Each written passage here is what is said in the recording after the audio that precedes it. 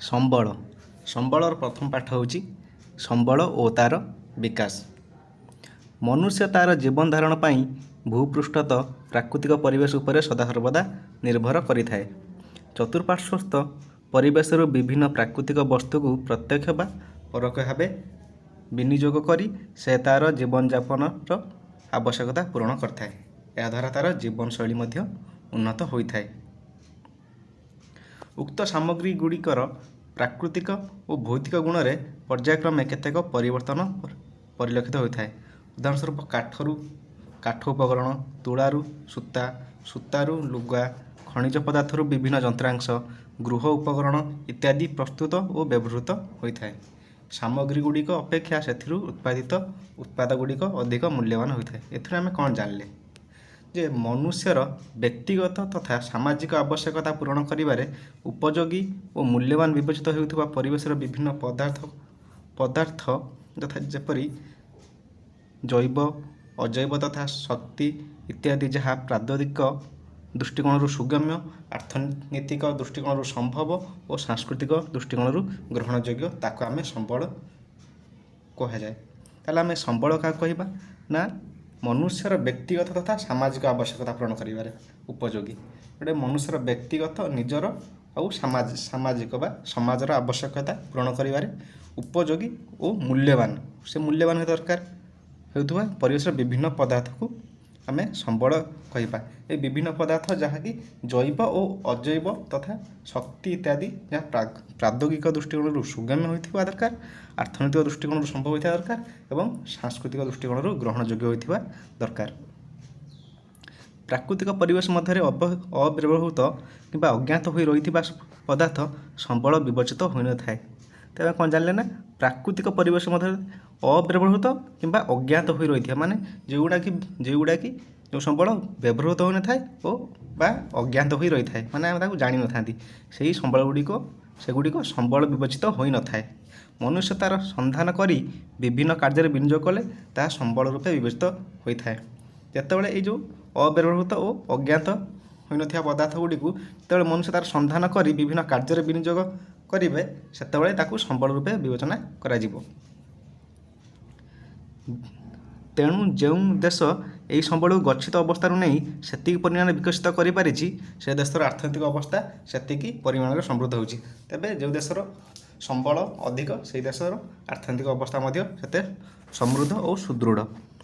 ଏହି ସମ୍ବଳ ଗୁଡ଼ିକ ମଧ୍ୟରୁ କେତେକ ସମ୍ବଳ ସିଧାସଳଖ ବ୍ୟବହାର କରାଯାଉଥିବା ବେଳେ କେତେକ ସମ୍ବଳକୁ ବିଭିନ୍ନ ଉପାୟରେ ରୂପାନ୍ତରିତ କରି ବ୍ୟବହାର କରାଯାଉଛି। କେତେକ ସମ୍ବଳ ଗୁଡ଼ିକ ଆମେ ଡାଇରେକ୍ଟ ବ୍ୟବହାର କରିଥାନ୍ତି ଆଉ କେତେକ ସମ୍ବଳ ଗୁଡ଼ିକ ଆମେ ଇନଡାଇରେକ୍ଟ ବ୍ୟବହାର କରିଥାନ୍ତି। ଏହି ରୂପାନ୍ତରଣ ପ୍ରକ୍ରିୟା ପ୍ରାକୃତିକ ପରିବେଶର ପ୍ରକୃତି, ମନୁଷ୍ୟ, ପ୍ରାଦ୍ୟୋଗ ଓ ଅନୁଷ୍ଠାନ ମଧ୍ୟରେ ଥିବା ପରସ୍ପର ନିର୍ଭରତା ଉପରେ ନିର୍ଭର କରିଥାଏ। ଅନେକ ଭାବନ୍ତି ଯେ ସମ୍ବଳ ହେଉଛି ପ୍ରକୃତିର ଏକ ମୁକ୍ତ ଦାନ, ମାତ୍ର ଏହା ଯଥେଷ୍ଟ ନୁହେଁ। ସମସ୍ତେ ଭାବନ୍ତି ସମ୍ବଳ ପ୍ରକୃତିର ମୁକ୍ତ ମାନେ ମାଗଣାରେ ମିଳେ, କିନ୍ତୁ ଏହା ଯଥାର୍ଥ ନୁହେଁ। ସମ୍ବଳ ହେଉଛି ମାନବୀୟ କାର୍ଯ୍ୟକଳାପର କ୍ରିୟାତ୍ମକ ବସ୍ତୁ। ସମ୍ବଳ ହେଉଛି ମାନବର କାର୍ଯ୍ୟକଳାପର କ୍ରିୟାତ୍ମକ ବସ୍ତୁ। ସମ୍ବଳର ବ୍ୟବହାର କ୍ଷେତ୍ରରେ ମନୁଷ୍ୟର ଭୂମିକା ବିଶେଷ ଉଲ୍ଲେଖଯୋଗ୍ୟ। କାରଣ ମନୁଷ୍ୟକୁ ସମ୍ବଳର ସ୍ରଷ୍ଟା, ଉପଭୋକ୍ତା ଓ କ୍ଷୟକାରୀ ଭାବରେ ବିଚାର କରାଯାଏ। ତେବେ କାହାକୁ ସମ୍ବଳର ସ୍ରଷ୍ଟା, ଉପଭୋକ୍ତା ଓ କ୍ଷୟକାରୀ କରାଯାଏ ନା ମନୁଷ୍ୟକୁ। ତେଣୁ ଅର୍ଥନୈତିକ ଭୂଗୋଳରେ ମନୁଷ୍ୟକୁ ଏକ ମୁଖ୍ୟ କର୍ତ୍ତା ଭାବେ ଗ୍ରହଣ କରାଯାଇଛି। କାରଣ ଉତ୍ପାଦନ, ବଣ୍ଟନ, ବ୍ୟବହାର ଓ କ୍ଷୟ ପ୍ରଭୃତି ସମସ୍ତ ପ୍ରକ୍ରିୟା ମନୁଷ୍ୟ ଦ୍ୱାରା ହିଁ ସମାହିତ ହୋଇଥାଏ। ସେଥିପାଇଁ ମନୁଷ୍ୟକୁ ମଧ୍ୟ ଏକ ସମ୍ବଳ ଭାବରେ ଗ୍ରହଣ କରାଯାଇଥାଏ ଯାହାକୁ ମାନବ ସମ୍ବଳ କୁହାଯାଏ। ତେବେ ମନୁଷ୍ୟକୁ ମାନବ ସମ୍ବଳ କହିବାର କାରଣ ହେଉଛି ସେ ଉତ୍ପାଦନ, ବଣ୍ଟନ, ବ୍ୟବହାର ଓ କ୍ଷୟ ପ୍ରଭୃତି ପ୍ରକ୍ରିୟା ମନୁଷ୍ୟ ଦ୍ୱାରା ହୋଇଥିବାରୁ ତାକୁ ମନୁଷ୍ୟକୁ ମାନବ ସମ୍ବଳ ହିଁ ଆମେ କହିଥାଉ। କୌଣସି ଦେଶର ଲୋକମାନଙ୍କର ଜୀବନ ଧାରଣ ମାନ ଉକ୍ତ ଦେଶର ସମ୍ବଳ ଓ ଜନସଂଖ୍ୟାର ଗୁଣ ଓ ଆକାର ଉପରେ ନିର୍ଭର କରିଥାଏ। ତେବେ କୌଣସି ଦେଶର ଲୋକମାନଙ୍କର ଜୀବନଧାରଣ ମାନ କିପରି ନିର୍ଭର ହୋଇଥାଏ ନା ଉକ୍ତ ଦେଶର ସମ୍ବଳ, ଜନସଂଖ୍ୟାର ଗୁଣ ଓ ଆକାର ଉପରେ ନିର୍ଭର କରିଥାଏ। ତେଣୁ କୌଣସି ଦେଶର ସଭ୍ୟତା କିମ୍ବା ଅର୍ଥନୈତିକ ବିକାଶ ଉକ୍ତ ଦେଶର ଜନସଂଖ୍ୟା, ପ୍ରାକୃତିକ ସମ୍ବଳ ଓ ମନୁଷ୍ୟମାନଙ୍କର ସମ୍ବଳ ବ୍ୟବହାରୀ ଗୁଣ ଉପରେ ନିର୍ଭର କରିଥାଏ। ସମ୍ବଳର ଚାରିଗୋଟି ବିଶେଷତ୍ୱ ହେଉଛି ଉପଯୋଗିତା, କାର୍ଯ୍ୟଦକ୍ଷତା, ସୁଲଭତା ଓ ପରିବର୍ତ୍ତନଶୀଳତା। ପ୍ରଥମତଃ ଦେଖିବା ଉପଯୋଗିତା। ସମ୍ବଳ ମନୁଷ୍ୟର ବ୍ୟବହାର ଉପଯୋଗୀ ହୋଇଥିବା ଦରକାର। ଯେକୌଣସି ଗୋଟେ ସମ୍ବଳ ମଣିଷର ବ୍ୟବହାରରେ ଲାଗୁଥିବା ଦରକାର। ଆଉ ଦ୍ୱିତୀୟରେ କାର୍ଯ୍ୟଦକ୍ଷତା। ଦ୍ୱିତୀୟତଃ ଏହାର ସୁଲଭତା ଥିବା ଦରକାର, ମାନେ ଚାରିଆଡ଼େ ସୁଲଭତା ମାନେ ଚାରିଆଡ଼େ ମିଳୁଥିବା ଦରକାର, ଆଉ ଏହାର କିଛି ଆମେ ଉପଯୋଗ କରିପାରିବା ଦରକାର। ତୃତୀୟତଃ ସମ୍ବଳ ବିଭିନ୍ନ ପ୍ରକ୍ରିୟା ମାଧ୍ୟମରେ ମନୁଷ୍ୟର ଆବଶ୍ୟକତା ପୂରଣ କରିବାରେ ସହାୟକ ହୋଇଥିବା ଦରକାର, ମାନେ ଆମର ଆବଶ୍ୟକତା ପୂରଣ କରିବା ଦରକାର। ଏବଂ ଚତୁର୍ଥତଃ ଏହା ବ୍ୟବହାର ଅନୁସାରେ ବୈଜ୍ଞାନିକ ଉପାୟରେ ମଧ୍ୟ ଏହାକୁ ପରିବର୍ତ୍ତନ କରାଯାଇ ପାରୁଥିବା ଆବଶ୍ୟକ। ତାପରେ ପଢ଼ିବା ସମ୍ବଳର ପ୍ରକାରଭେଦ। ଉତ୍ପତ୍ତି, ବ୍ୟବହାର, ଗୁଣ ଇତ୍ୟାଦି ଅନୁସାରେ ସମ୍ବଳକୁ ବିଭିନ୍ନ ଭାଗରେ ବିଭକ୍ତ କରାଯାଇଛି। ଏବେ ଫାର୍ଷ୍ଟ ଆମେ ଦେଖିବା ପ୍ରକୃତି ଅନୁସାରେ। ପ୍ରକୃତି ଅନୁସାରେ ସମ୍ବଳକୁ ତିନି ଭାଗରେ ବିଭକ୍ତ କରାଯାଇଛି। ଗୋଟେ ହେଉଛି ପ୍ରାକୃତିକ ସମ୍ବଳ, ଆଉ ଗୋଟେ ହେଉଛି ସାଂସ୍କୃତିକ ସମ୍ବଳ ଏବଂ ତୃତୀୟଟି ହେଉଛି ମାନବ ସମ୍ବଳ। ତେବେ ଆମେ ଦେଖିବା ପ୍ରାକୃତିକ ସମ୍ବଳ କାହାକୁ କୁହାଯାଏ। ପ୍ରକୃତିରେ ଥିବା ଯେଉଁ ପଦାର୍ଥ ଓ ଶକ୍ତି ଦ୍ୱାରା ମନୁଷ୍ୟ ପ୍ରତ୍ୟକ୍ଷ ଓ ପରୋକ୍ଷ ଭାବେ ଉପକୃତ ହୋଇଥାଏ ସେଗୁଡ଼ିକୁ ପ୍ରାକୃତିକ ସମ୍ବଳ କୁହାଯାଏ। ତେବେ ପ୍ରାକୃତିକ ସମ୍ବଳ କାହାକୁ କୁହାଯାଏ ନା ଯେଉଁଠିକି ପ୍ରକୃତିରେ ମିଳିଥାଏ ଏବଂ ପ୍ରତ୍ୟକ୍ଷ ବା ପରୋକ୍ଷ ଭାବରେ ଆମର ଉପକାରରେ ଆସିଥାଏ, ତାହାକୁ ଆମେ ପ୍ରାକୃତିକ ସମ୍ବଳ କହିଥାଉ। ଉଦାହରଣ ସ୍ୱରୂପ ଭୂମି, ମୃତ୍ତିକା, ଅରଣ୍ୟ, ବନ୍ୟପ୍ରାଣୀ, ଜଳ, ବାୟୁ, ଖଣିଜ ପଦାର୍ଥ, ଶକ୍ତି ଇତ୍ୟାଦି ପ୍ରାକୃତିକ ସମ୍ବଳ। ତାପରେ ଦେଖିବା ପ୍ରାକୃତିକ ସମ୍ବଳ। ତାପରେ ଦେଖିବା ସାଂସ୍କୃତିକ ସମ୍ବଳ। ସଭ୍ୟତାର ବିକାଶ କ୍ରମରେ ମନୁଷ୍ୟ ନିଜର ଦକ୍ଷତା, କାରିଗରୀ ଜ୍ଞାନ କୌଶଳ ମାଧ୍ୟମରେ ପ୍ରାକୃତିକ ସମ୍ବଳକୁ ରୂପାନ୍ତରିତ କରି କିମ୍ବା ଅବିକଳ ଭାବରେ ବିଭିନ୍ନ ଉପାୟରେ ବ୍ୟବହାର ଉପଯୋଗୀ କରିପାରିଛି। ବିଭିନ୍ନ ମନୁଷ୍ୟକୃତ ସାଂସ୍କୃତିକ ଓ ଅର୍ଥନୈତିକ ଅନୁଷ୍ଠାନ, ଶିଳ୍ପ, ଶିକ୍ଷା, ସ୍ୱାସ୍ଥ୍ୟ, ଗମନାଗମନ, ବାଣିଜ୍ୟ, ଅର୍ଥ ଲଗାଣ, ଅର୍ଥ ସଞ୍ଚାଳନ, ସାମାଜିକ ରାଜନୈତିକ ଅନୁଷ୍ଠାନ ଏହି ସମ୍ବଳର ଅନ୍ତର୍ଗତ। ତେବେ ସାଂସ୍କୃତିକ ସମ୍ବଳରେ କ'ଣ କ'ଣ ଆସୁଛି ନା ସାଂସ୍କୃତିକ ଓ ଅର୍ଥନୈତିକ ଅନୁଷ୍ଠାନ, ଶିଳ୍ପ, ଶିକ୍ଷା, ସ୍ୱାସ୍ଥ୍ୟ, ଗମନାଗମନ, ବାଣିଜ୍ୟ, ଅର୍ଥ ଲଗାଣ, ଅର୍ଥ ସଞ୍ଚାଳନ, ସାମାଜିକ ଓ ରାଜନୈତିକ ଅନୁଷ୍ଠାନ ଗୁଡ଼ିକ ଆସୁଛି। ତାପରେ ଦେଖିବା ମାନବ ସମ୍ବଳ। ମନୁଷ୍ୟକୁ ସ୍ୱତନ୍ତ୍ର ଭାବେ ଏକ ବିଶିଷ୍ଟ ସମ୍ବଳ ଭାବେ ବିବେଚନା କରାଯାଏ। ମନୁଷ୍ୟ ଏବଂ ତା'ର ପରିବେଶ ଓ ସାଂସ୍କୃତିକ ଗଠନର ମିଳିତ ପ୍ରକ୍ରିୟାରେ ସମ୍ବଳର ସୃଷ୍ଟି ହୋଇଥାଏ, ତଥା ସଂରଚନା, ସଂସ୍ଥାନ ଓ ଗୁଣବତ୍ତା ଇତ୍ୟାଦି। ତାପରେ ଉତ୍ପତ୍ତି ଅନୁସାରେ ସମ୍ବଳକୁ ଦୁଇ ଭାଗରେ ବିଭକ୍ତ କରାଯାଇଛି, ତଥା ଜୈବ ସମ୍ବଳ ଆଉ ଦ୍ୱିତୀୟରେ ଅଜୈବ ସମ୍ବଳ। ଜୈବ ସମ୍ବଳ ବିଷୟରେ ପଢ଼ିବା।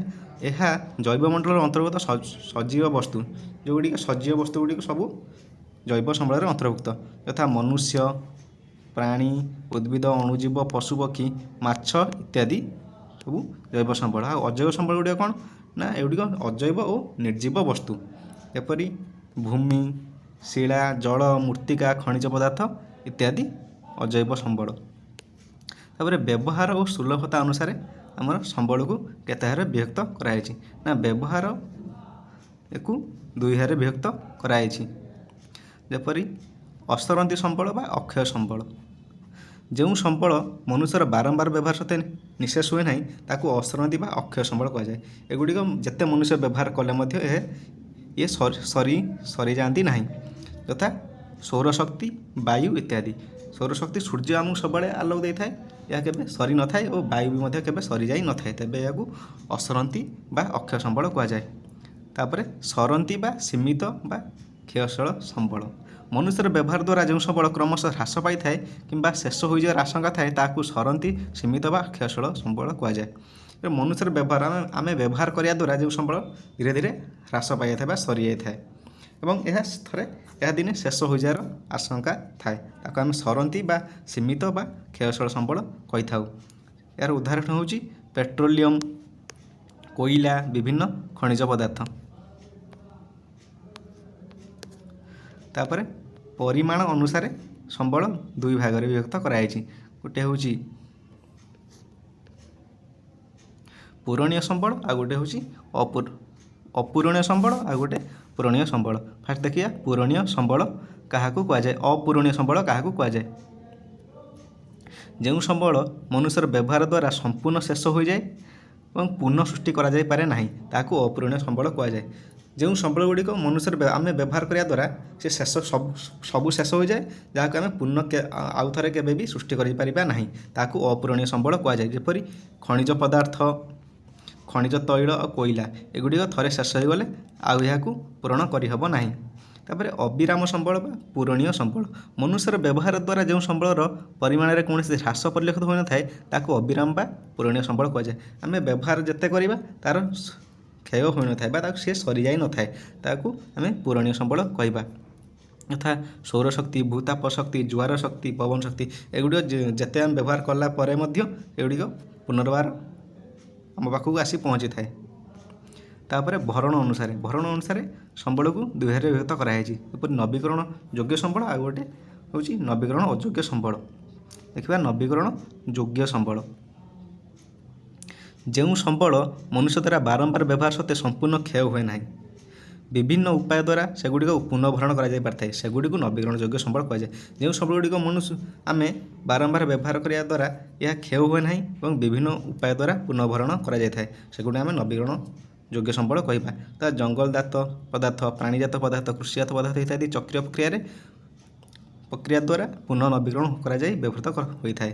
ଜଳ, ମୃତ୍ତିକା, ବାୟୁ ପ୍ରଦୂଷଣ ଆଦି ପ୍ରାକୃତିକ ଉପାୟରେ ଭରଣା ହୋଇଥାଏ। ତାପରେ ଦେଖିବା ନବୀକରଣ ଅଯୋଗ୍ୟ ସମ୍ବଳ। ଯେଉଁ ସମ୍ବଳ ମନୁଷ୍ୟର ଅନବରତ ବ୍ୟବହାର ଦ୍ୱାରା ବା ଅନ୍ୟାନ୍ୟ କାରଣ ଦ୍ୱାରା ହ୍ରାସ ପାଇଲେ ବା ନଷ୍ଟ ହୋଇଗଲେ ସେଗୁଡ଼ିକ ପୁନଃଭରଣ ସମ୍ଭବ ହୋଇନଥାଏ, ସେଗୁଡ଼ିକୁ ନବୀକରଣ ଅଯୋଗ୍ୟ ସମ୍ବଳ କୁହାଯାଏ। ଯେଉଁଗୁଡ଼ିକ ଆମେ ଯେଉଁ ସମ୍ବଳ ଗୁଡ଼ିକୁ ଆମେ ବ୍ୟବହାର କରିବା ଦ୍ୱାରା ଏହାର ହ୍ରାସ ପାଇଯାଇଥାଏ ଏବଂ ନଷ୍ଟ ହୋଇଗଲେ ଆଉ ଥରେ ତାକୁ ଭରଣ କରାଯାଇ ପାରିନଥାଏ, ସେଗୁଡ଼ିକୁ ନବୀକରଣ ଅଯୋଗ୍ୟ ସମ୍ବଳ କୁହାଯାଏ। ସେଗୁଡ଼ିକ ହେଲା କୋଇଲା, ପେଟ୍ରୋଲିୟମ୍ ଇତ୍ୟାଦି। କେତେ କ୍ଷେତ୍ରରେ ଅଦରକାରୀ ଧାତବ ପଦାର୍ଥ ଗୁଡ଼ିକୁ ବିଭିନ୍ନ ଯାନ୍ତ୍ରିକ ପଦ୍ଧତିରେ ପୁନଃଚକ୍ରୀୟ ଦ୍ୱାରା ଆଉ ଥରେ ବ୍ୟବହାର ଯୋଗ୍ୟ କରାଯାଇଥାଏ, ଏହାକୁ ପୁନରୁଦ୍ଧାର ସମ୍ବଳ କୁହାଯାଇଥାଏ। କେତେ ପଦାର୍ଥ ଆମେ ଅଦରକାରୀ ଧାତବ ପଦାର୍ଥ ଗୁଡ଼ିକ ଆମେ ଯାନ୍ତ୍ରିକ ଉପାୟରେ ଆଉ ଥରେ ତାକୁ ବ୍ୟବହାର ଉପଯୋଗୀ କରିପାରିଥାଉ, ଏଗୁଡ଼ିକୁ ପୁନରୁଦ୍ଧାର ଯୋଗ୍ୟ ସମ୍ବଳ କୁହାଯାଇଥାଏ। ଯଥା ମୃତ୍ତିକା, ଭୂମି, ଲୁହା, ଆଲୁମିନିୟମ୍, ତମ୍ବା ଇତ୍ୟାଦି। ଯେଉଁ ନବୀକରଣ ଅଯୋଗ୍ୟ ସମ୍ବଳ ଗୁଡ଼ିକୁ ପୁନରୁଦ୍ଧାର କରାଯାଇପାରେ ନାହିଁ ସେଗୁଡ଼ିକୁ ପୁନରୁଦ୍ଧାର ଅଯୋଗ୍ୟ ସମ୍ବଳ କୁହାଯାଏ। ଯେଉଁ ନବୀକରଣ ଅଯୋଗ୍ୟ ସମ୍ବଳ ଗୁଡ଼ିକ ଆଉ ଥରେ ତାକୁ ବ୍ୟବହାର କରି ନପାରନ୍ତି ତାକୁ ପୁନରୁଦ୍ଧାର ଅଯୋଗ୍ୟ ସମ୍ବଳ କୁହାଯାଏ, ଯଥା କୋଇଲା, ପେଟ୍ରୋଲିୟମ୍ ଇତ୍ୟାଦି। ତାପରେ ବଣ୍ଟନ ବା ବିତରଣ ଅନୁସାରେ ସମ୍ବଳକୁ ଦୁଇ ଭାଗରେ ବିଭକ୍ତ କରାଯାଇଛି। ସର୍ବତ୍ର ସୁଲଭ ସମ୍ବଳ ଆଉ ଗୋଟେ ସ୍ଥାନୀୟ ସମ୍ବଳ। ସର୍ବତ୍ର ସୁଲଭ ସମ୍ବଳ ହେଉଛି ଯେଉଁ ସମ୍ବଳ ଭୂପୃଷ୍ଠର ସବୁଠାରେ ମିଳିଥାଏ ତାକୁ ସର୍ବତ୍ର ସୁଲଭ ସମ୍ବଳ କୁହାଯାଏ। ଏଗୁଡ଼ିକ ହେଉଛି ଭୂମି, ଜଳ, ବାୟୁ ଇତ୍ୟାଦି। ତାପରେ ପଢ଼ିବା ସ୍ଥାନୀୟ ସମ୍ବଳ, ଯେଉଁଗୁଡ଼ିକ ଗୋଟିଏ ସ୍ଥାନ ଭୂପୃଷ୍ଠର ନିର୍ଦ୍ଦିଷ୍ଟ କେତେକ ସ୍ଥାନରେ ମିଳିଥାଏ ସେଗୁଡ଼ିକୁ ସ୍ଥାନୀୟ ସମ୍ବଳ କୁହାଯାଏ। ଯଥା ଖଣିଜ ପଦାର୍ଥ ଗୁଡ଼ିକ ଗୋଟିଏ ସ୍ଥାନରେ ମିଳିଥାଏ। ତାପରେ ବିକାଶ ଅନୁସାରେ ସମ୍ବଳକୁ କେତେ ଭାଗରେ ବିଭକ୍ତ କରାଯାଇଛି ନା 4 ଭାଗରେ ବିଭକ୍ତ କରାଯାଇଛି ବିକାଶ ଅନୁସାରେ। ଯଥା ଗଚ୍ଛିତ ସମ୍ବଳ, ଯେଉଁ ସମ୍ବଳ ପ୍ରକୃତିର ଗନ୍ତାଘରେ ଅବ୍ୟବହୃତ ଅବସ୍ଥାରେ ଅଛି ତାହାକୁ ପ୍ରଚ୍ଛନ୍ନ ସମ୍ବଳ ବା ଗଚ୍ଛିତ ସମ୍ବଳ। ଯେଉଁଗୁଡ଼ିକ ଗନ୍ତାଘରେ ଆମେ ବ୍ୟବହାର କରିନାହାନ୍ତି ସେଗୁଡ଼ିକ ହେଉଛି ପ୍ରଚ୍ଛନ୍ନ ସମ୍ବଳ ବା ଗଚ୍ଛିତ ସମ୍ବଳ, ଯେଉଁଗୁଡ଼ିକ ଆମେ ଜମାରୁ ବ୍ୟବହାର କରିନାହାନ୍ତି। ଯେପରି ଗୁଜୁରାଟ ଓ ରାଜସ୍ଥାନରେ ପ୍ରଚୁର ସୌରଶକ୍ତି ଓ ପବନ ଶକ୍ତି ମହଜୁଦ ଅଛି, ମାତ୍ର ଏହାର ଉପଯୁକ୍ତ ବିକାଶ କରାଯାଇପାରେ ନାହିଁ। ସମୁଦ୍ର ତଳେ ଥିବା ଖଣିଜ ପଦାର୍ଥ ମଧ୍ୟ ଗଚ୍ଛିତ ସମ୍ବଳ ଶ୍ରେଣୀଭୁକ୍ତ ଅଟେ। ଆମେ ଏଇ ଯେଉଁ ସମୁଦ୍ର ତଳେ ଥିବା ଖଣିଜ ପଦାର୍ଥ ଆମେ କେବେ ବ୍ୟବହାର କରିନାହାନ୍ତି, କିନ୍ତୁ ଏଗୁଡ଼ିକ ଅଛି, ସେଗୁଡ଼ିକୁ ଗଚ୍ଛିତ ସମ୍ବଳ ବା ପ୍ରଚ୍ଛନ୍ନ ସମ୍ବଳ କୁହାଯାଏ। ଅମ୍ଳଜାନ ଉଦ୍ଯାନ ସମ୍ମିଶ୍ରଣରେ ଜଳ ସୃଷ୍ଟି ହୁଏ। ଉପଯୁକ୍ତ କୌଶଳ ଦ୍ୱାରା ଭବିଷ୍ୟତରେ ଏଥିରୁ ଏଗୁଡ଼ିକ ଗଚ୍ଛିତ ସମ୍ବଳ ଗୁଡ଼ିକ ଆଗକୁ ଭବିଷ୍ୟତରେ ଲାଗିପାରେ। ତାପରେ ସମ୍ବଳ ଭଣ୍ଡାର, ପରିବେଶରେ ଥିବା ପଦାର୍ଥ ଯେଉଁଗୁଡ଼ିକ ମନୁଷ୍ୟର ଆବଶ୍ୟକତା ପୂରଣ କରିପାରିବ ମାତ୍ର ଆଜିର ଜ୍ଞାନ କୌଶଳ ଅନୁସାରେ ସେଗୁଡ଼ିକ ବ୍ୟବହାର ହୋଇପାରୁନାହିଁ, ଏଭଳି ପଦାର୍ଥ ସମ୍ବଳ ଭଣ୍ଡାରର ଅନ୍ତର୍ଭୁକ୍ତ। ପରିବେଶରେ ଥିବା ପଦାର୍ଥ ଯେଉଁଗୁଡ଼ିକ ମନୁଷ୍ୟର ଆବଶ୍ୟକତା ପୂରଣ କରିପାରିବ ମାତ୍ର ଆଗକୁ କରିପାରିବ, କିନ୍ତୁ ଆଜିର ଜ୍ଞାନ କୌଶଳ ଦ୍ୱାରା ହୋଇପାରୁନାହିଁ, ଯାହାକି ଆଗକୁ ବ୍ୟବହାର ହୋଇପାରିବ, ଏଗୁଡ଼ିକ ସମ୍ବଳ ଭଣ୍ଡାରରେ ଅନ୍ତର୍ଭୁକ୍ତ। ତାପରେ ବିକଶିତ ସମ୍ବଳ କାହାକୁ କୁହାଯାଏ? ଯାହା ବ୍ୟବହାରକୁ ଉପଯୋଗ ହୋଇପାରିଛି ତାକୁ ବିକଶିତ ସମ୍ବଳ କୁହାଯାଏ। ଯେଉଁଗୁଡ଼ିକ ଆମେ ବ୍ୟବହାରରେ ମାନେ ଆମର ବ୍ୟବହାରରେ ଲଗାଇ ପାରୁଛନ୍ତି ସେଗୁଡ଼ିକୁ ବିକଶିତ ସମ୍ବଳ କୁହାଯିବ। ଯଥା ଜଳ ବିଦ୍ୟୁତ ଶକ୍ତି, ଅରଣ୍ୟ, ଖଣିଜ ପଦାର୍ଥ ଇତ୍ୟାଦି। ତାପରେ ସଂରକ୍ଷିତ ସମ୍ବଳ, ଯେଉଁ ସମ୍ବଳ ପଦାର୍ଥ ଗୁଡ଼ିକର ସନ୍ଧାନ ମିଳିପାରିଛି ମାତ୍ର ବ୍ୟବହାର ଉପଯୋଗୀ ହୋଇପାରି ନାହିଁ, ସେଗୁଡ଼ିକୁ ଭବିଷ୍ୟତରେ ଉପଯୋଗୀ ହେବାର ଆଶା ଅଛି, ତାକୁ ସଂରକ୍ଷିତ ସମ୍ବଳ କୁହାଯାଏ। ଯେଉଁଗୁଡ଼ିକ ଆମେ ସନ୍ଧାନ ପାଇଯାଇଛନ୍ତି କିନ୍ତୁ ତାକୁ ବ୍ୟବହାର କରିପାରିନାହାନ୍ତି ଏବଂ ତାକୁ ବ୍ୟବହାର କରିବା ପାଇଁ କିଛି ଭବିଷ୍ୟତରେ ବ୍ୟବହାର କରିପାରିବା, ସେଗୁଡ଼ିକୁ ସଂରକ୍ଷିତ ସମ୍ବଳ କୁହାଯାଏ। ଯଥା ପ୍ରବାହିତ ଜଳ ଯାହା ବିଦ୍ୟୁତ୍ ଉତ୍ପାଦନ ପାଇଁ ବ୍ୟବହୃତ ହୋଇପାରୁନାହିଁ।